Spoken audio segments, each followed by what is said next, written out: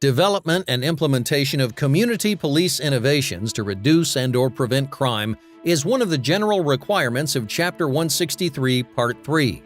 Community redevelopment agencies (CRA) flourish utilizing tax increment financing (TIF) funds intended to improve slum and blighted communities with literally no focus or funding to address community police innovations and no measurable threshold to determine success.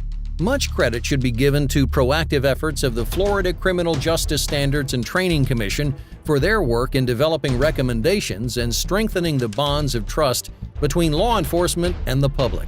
A notation in the report states, over the past 2 years, many agencies and academies have adopted training programs such as Blue Courage, Procedural Justice, Actively Caring for People, and Fair and Impartial Policing to address the concerns of citizens and ensure a safe community.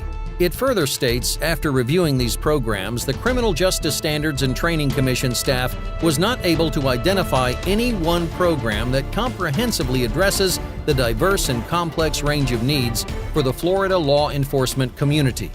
The definition of insanity is to continue to perform the same action repeatedly, expecting a different result.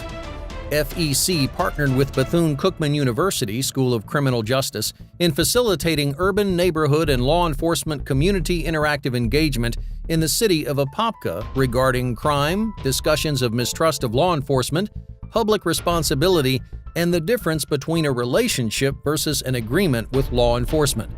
Issues of affordable housing and economic opportunity were prevailing topics as well. This is not a liberal or conservative issue. This is a right versus wrong issue.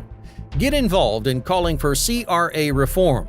Support CRA reform. Email the Speaker of the Florida House, Richard Corcoran. Subject line, I support CRA reform. Richard.Corcoran@myfloridahouse.gov.